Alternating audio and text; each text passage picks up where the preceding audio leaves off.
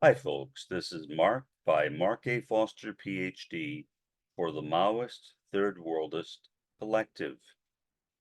I wanted to spend this podcast talking about a place that I really like in this area. It's called Nuevo Progreso.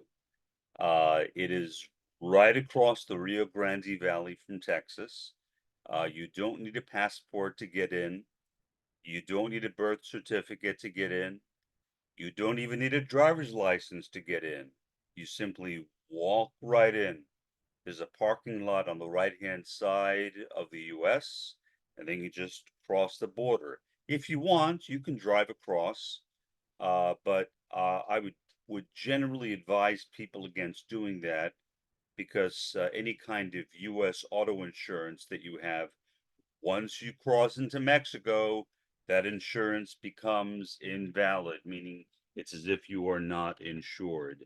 So best thing to do, park your car on the US side and then walk across. Nuevo Progreso was a really, really fascinating place. It is loaded with all sorts of tourist items and tourist facilities. It is perhaps best known for its medical tourism. As soon as you walk into the place, and again, I say this out of personal experience, you are immediately bombarded with all of these people who are trying to get you to go into a particular pharmacy, to go to see a particular dentist, optometrist, physician, podiatrist, whatever. Uh, they are all much less expensive than what they are on the US side.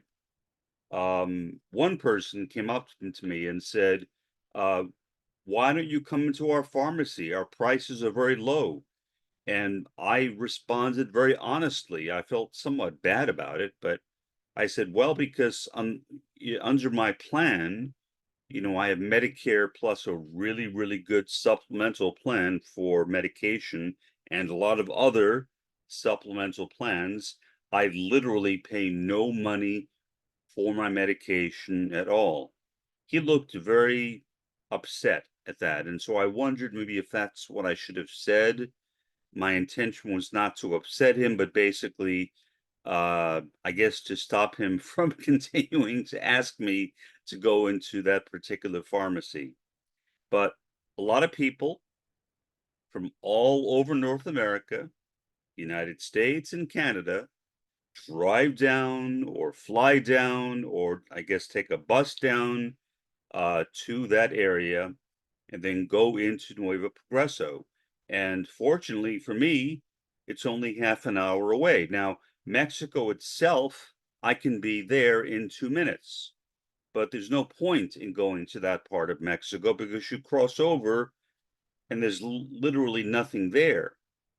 I can be in Reynosa in about 10 minutes.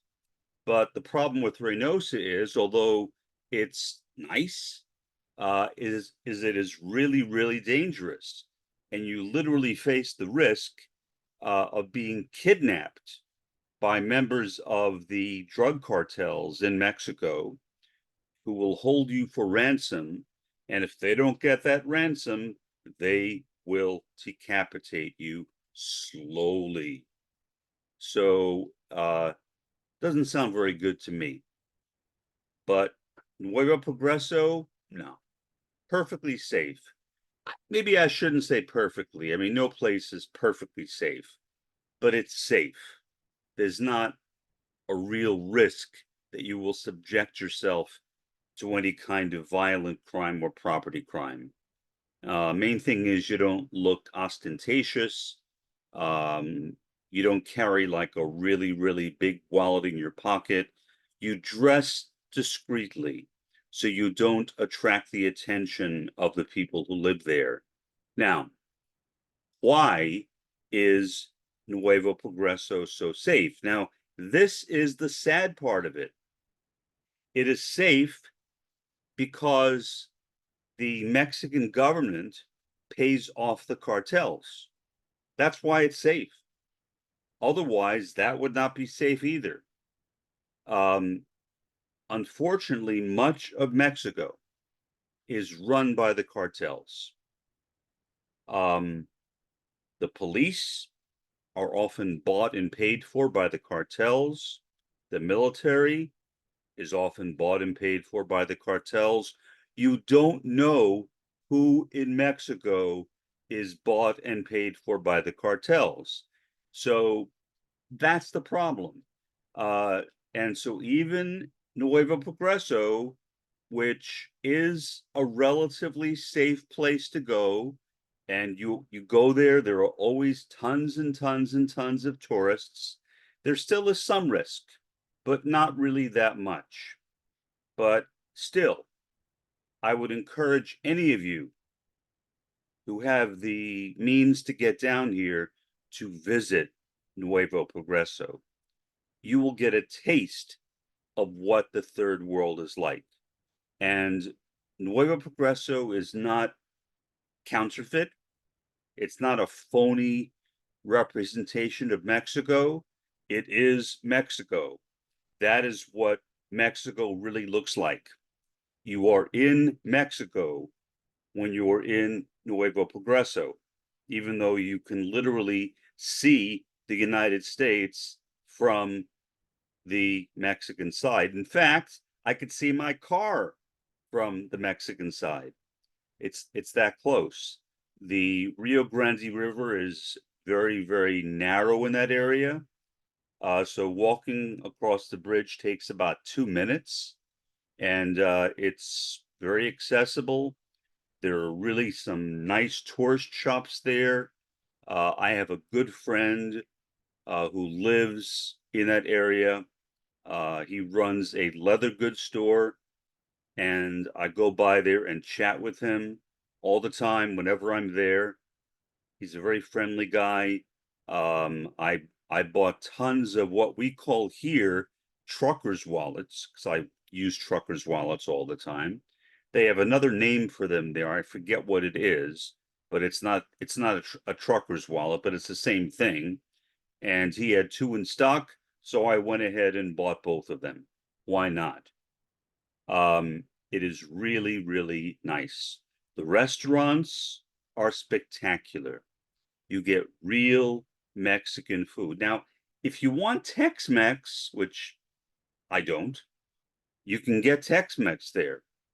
And sometimes if you don't tell them that you want genuine Mexican food, they will assume that since you are an American, that you want Tex-Mex and they will give you Tex-Mex. So I always make it clear when I walk into a restaurant that I want genuine Mexican food. It's a beautiful place, absolutely beautiful. The streets are nice. The only thing the place is missing, in my view, and I probably shouldn't criticize it. What right do I have to criticize it? But I'll do it anyway. Is a park. There is no park in Nuevo Progreso. That means that basically you can't really sit down and relax except in one place.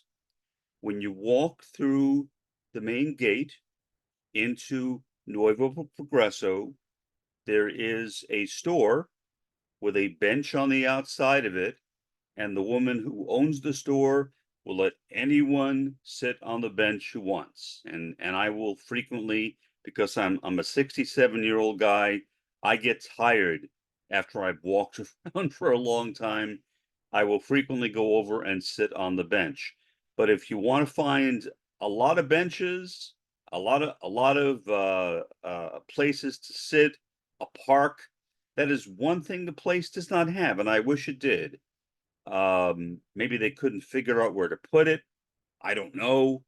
Maybe it never crossed their mind. I don't know. But there is no park in Nuevo Progreso. Now, most people who go into Nuevo Progreso stay in the commercial area. I did not. I do not. If you walk behind the commercial area, there is what I guess you could call a residential area. although I don't really know if anyone lives there. When I have gone back there to the actual far end of that part of Nuevo Progreso, I have never seen another person. What you see are a lot of broken down houses, including houses literally without walls. So I wonder myself, does anyone actually live here? Now, my understanding is that the majority of people, the merchants who work in Nuevo Progreso, do not live there. They live in other parts of Mexico that are pretty close. Some of them live in Reynosa, which is about 30 miles away. And so that is basically where they stay, and then they drive to Nuevo Progreso, and that is where they work. And it's a really nice place to work. I mean, I wouldn't mind working there. Um, they accept American money. They also accept Mexican pesos. So you have a choice.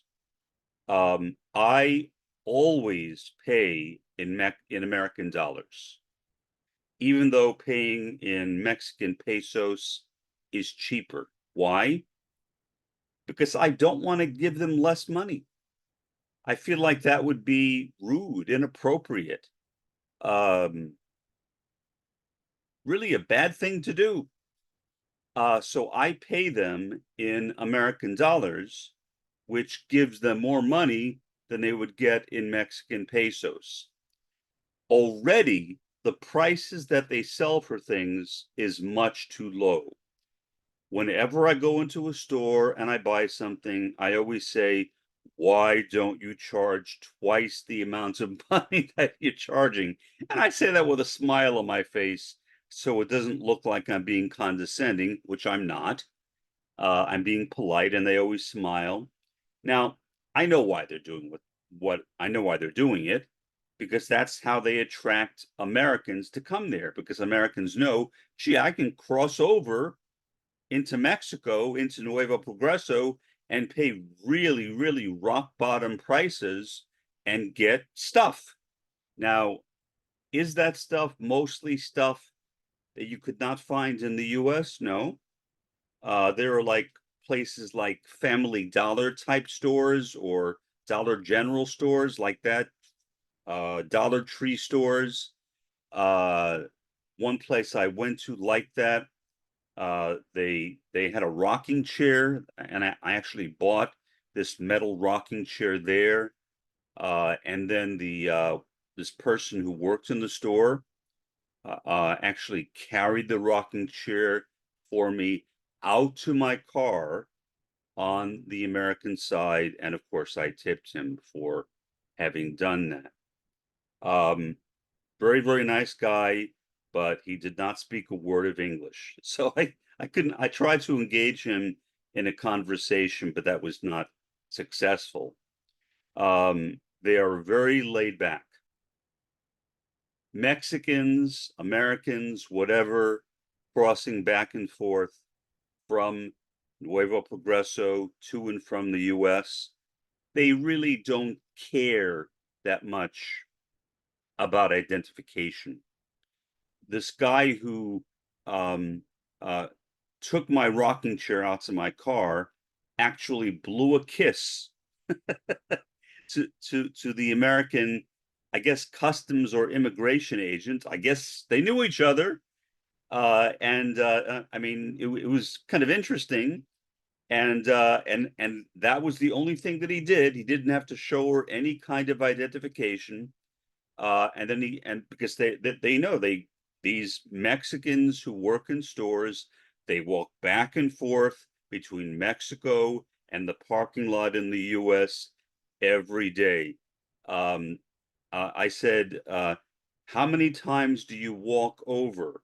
And I managed to somehow communicate that to him. And he held up his hands like that 10 times.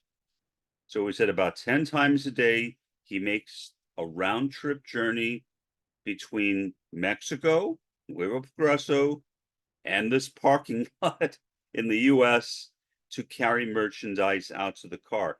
There is no way that I could have carried that rocking chair myself.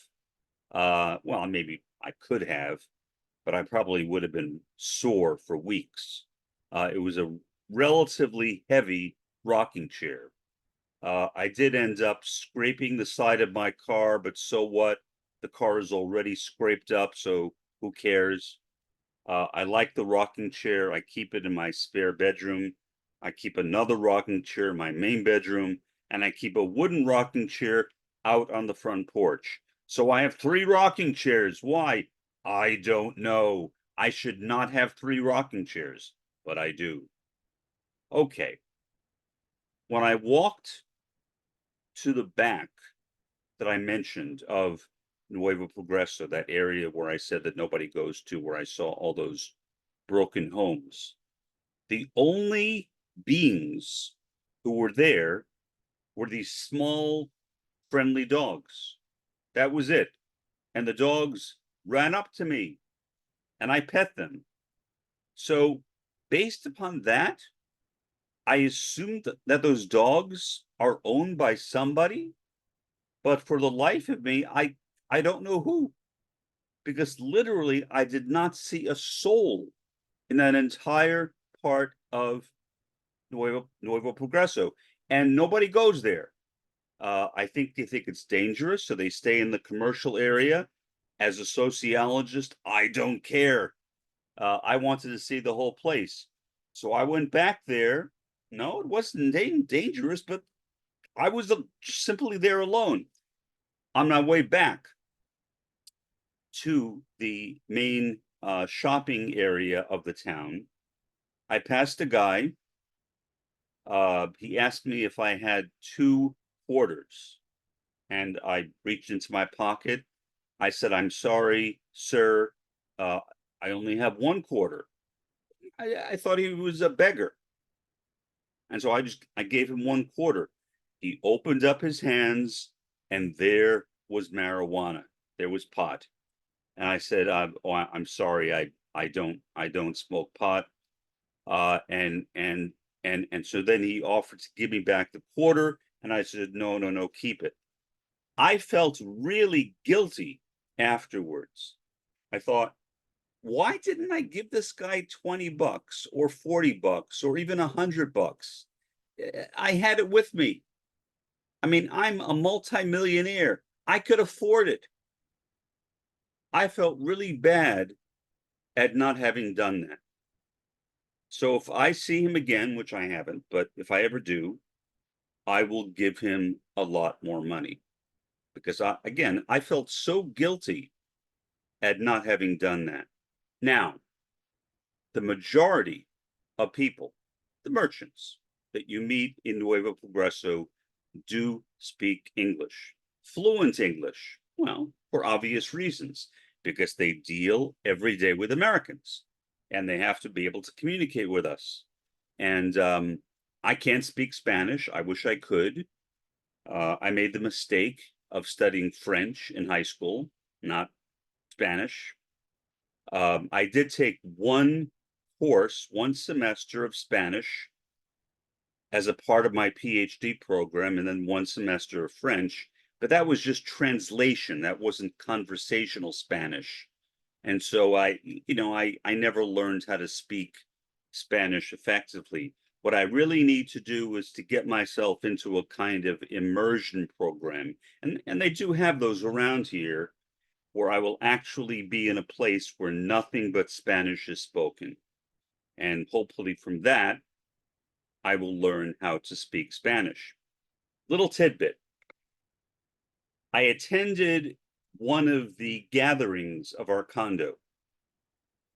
A lot of the people who live in this condo complex, and there are 91 condos in this condo complex, speak no English at all. They only speak Spanish. What I learned at that gathering was that there are 2 types of Spanish which are spoken here in the Rio Grande Valley of Texas, I should say. One is, I guess, what you might call Tex-Mex Spanish, kind of like a combination of Mexican Spanish with English, and the other is pure Mexican Spanish. And people who speak one have a really difficult time understanding the other. I was wondering why these people were arguing at the meeting. Since I don't speak Spanish, I could not understand what the argument was about. That is what the argument was about. This one person was complaining, saying, I cannot understand what this guy is saying. Now, I don't know whether he spoke the Tex-Mex Spanish or the Mexican Spanish, but either way, he could not follow the conversation at all. So this is a fascinating area. It is unfortunate that it is so corrupt. A lot of people seem to be out for something.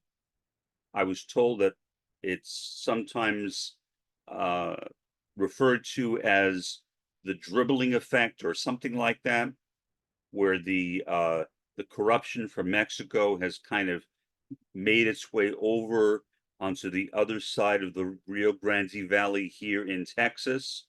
And so we don't have as much corruption here on the US side as they have on the Mexican side, but we have plenty of it, which is really sad because most people here in the Rio Grande Valley of Texas are poor.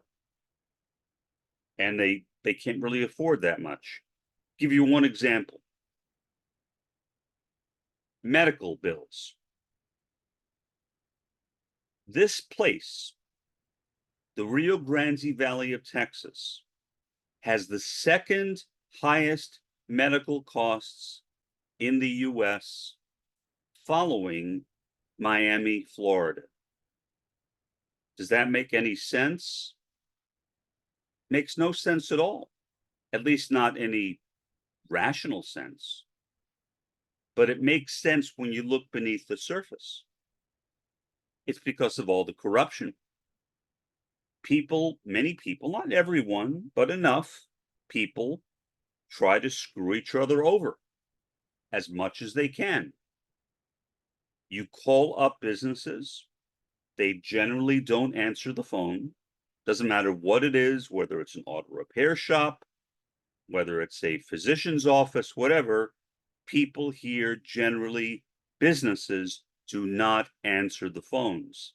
Small businesses, now hospitals, large dealerships do, but regular businesses do not. So when I recently had problems with my transmission, I contacted the 3 transmission shops here in Mission, Texas.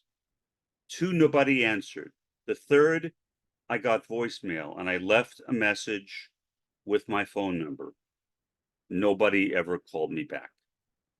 Why? I have no idea. You would think that if people are trying to rip each other off, that they will be looking for opportunities to find more customers, but that does not seem to be the case. Nobody that I've spoken with around here, including people who have been here for 30 or 40 years, can make any sense out of it. Apparently, that problem has existed here for all that time. This part of Texas is still totally cut off from the rest of Texas and the rest of the United States. We have 2 interstates that have recently been built here. Well, the one right near me is I-2, which people around here just call the expressway. But I-2 is not connected to the rest of the interstate system. It's like you're in, say, Alaska or in Hawaii, which obviously has its own interstate system, which does not go outside of that particular state. It's like that here, except it's even worse because you're talking about one state, Texas, and people who live in the Rio Grande Valley are simply unable to leave the Rio Grande Valley without taking these country roads And these US highways where you pass through all these small towns, say to get to San Antonio, Texas, which is a fairly decent sized town, or an hour further north, Austin, Texas, which is the state capital. But you really can't get there that easily. It was not too long ago that there were hardly any businesses at all here in the Rio Grande Valley of Texas. If you wanted to shop, you had to go over to the Mexican side. So for me, that would have been Reynosa. The reason why the business district, which is mostly right along I-2 here, the expressway, has been built up so much is because of the cartels. There are a lot of people here who simply will not cross over into Mexico. There are a lot of people in Mexico who won't come over here to the US. Why? Because cartel members hang out right along the border, and they will sometimes kidnap people. And once you are kidnapped, there is a very good chance you might be killed, especially if you are an American. They'll try to get a ransom for you. If nobody pays the ransom, they will cut your head off slowly. If they kidnap a Mexican, well, they just kill the Mexican. It's very, very sad. So now, did I know any of this when I moved down here? No. If somebody had told me that this area was the way it is, would I have moved here? As much as I like it, as much as I love being 2 miles from the third world, 2 miles from Mexico, most likely I would have found another place to live that is also near Mexico. It might not be as warm. I am living in the warmest county in the state of Texas, Hidalgo County, on the same latitude as Miami, Florida, as I have said many times before. But at least there are other parts of Texas along the Mexican border which don't share the corruption of the Rio Grande Valley in Texas. So it's sad. And what that does is it shows the problems that exist in the third world. Those problems spill over right here into the Rio Grande Valley of Texas. So we see traces of it. We don't see it in its full, I was going to say full splendor. That's not really the right word for it. We don't see it in its completeness. To do that, you have to cross over into Mexico, like Reynosa. But we see parts of it. So we understand here, including Americans, people who have migrated down here, people who have retired down here, and people called the Winter Texans.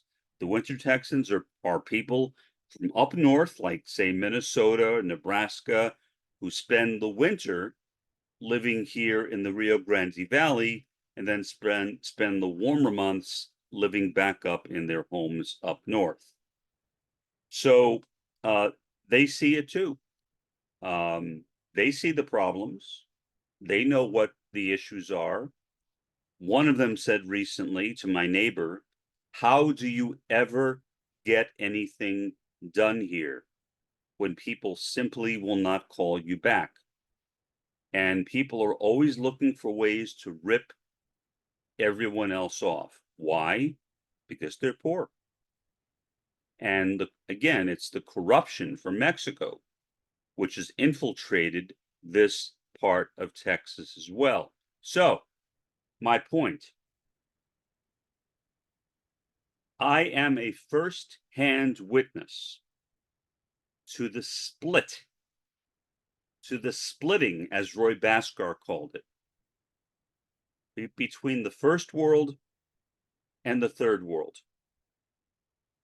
If it were not for that splitting, if it were not for that demi-reality, which I see right here, in the Rio Grande Valley of Texas and over in the Rio Grande Valley of Mexico.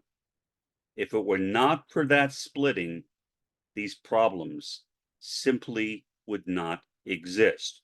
Why? One big reason. The US police, the US military would see it as a responsibility to go and eliminate these cartels from Mexico. As it is, nobody does anything. Nobody helps out the Mexicans. And the Mexicans simply do not have the resources to fight these things on their own. The police, in many cases, are bought and paid for by the cartels. The military, in many cases, is also bought and paid for by the cartels. So what do? There's really nothing you can do. So what I have learned in my year and a half living here in the Rio Grande Valley of Texas is about the consequences of the split between the first world and the third world, and the importance of Maoism-Third Worldism in resolving these problems. Also in the importance of the critical realism of Roy Bhaskar, who saw the problems in the world as demi-reality and who proposed co-presence or unity as a solution to these problems. So taken together, Maoism-Third Worldism and Bhaskarian critical realism, I think, give us at least some hope. But is there hope right now under the present situation? No. There is no hope at all. All we see is one tragedy after another. People are kidnapped, they're killed, we hear about it. Does that mean that there is a high crime rate here in Hidalgo County? No. In fact, Hidalgo County has one of the lowest violence and property crime rates in the state of Texas.